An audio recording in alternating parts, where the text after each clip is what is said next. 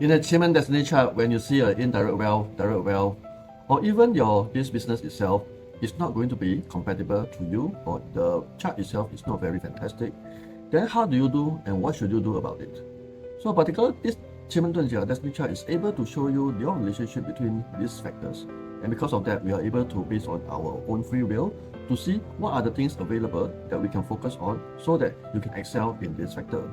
So the question now is, if three of them are also not so good in terms of combination, in all the symbols and relationship and energy, and at the same time, either you clash them or they clash you, then eventually you have to make a decision to see whether is there a possibility that within this three itself, which are the worst combination, which are the least worst in terms of the energy, and whether you are able to clash them. That means when we clash the particular sector, means that you do not like the sector.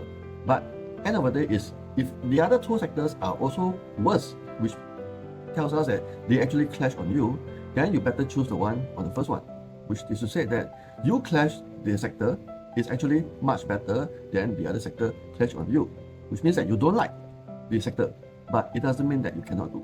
But on the other hand, if the sector clash on you, means that you will drain in energy, your health will decrease, your mental will also be very stressful, and at the same time, you will be very, very unhappy. So end of the day is, I rather you don't like the thing, but you still do, but comparatively, you also can avoid those which are clashing on you. So this is one of the things that we can do. The other thing we can do is we look at the partner. The partner itself is classified as agent. It means a broker, a property agent, insurance agent, so on and so forth, or even the business broker. This is a middleman. If you look at your partner within the box itself, is in harmony with you, or it clashes with you, or the symbols inside are pretty interesting, then you may be able to use that as a form of representation. That means you go for the agent sector, whereby you become a insurance agent, property agent, business broker, so on and so forth.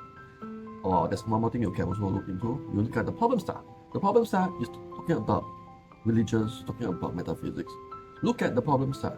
If the problem star is producing you or in harmony with you, then we'll be able to go into that sector as a form of business, career, or even as a form of money making too.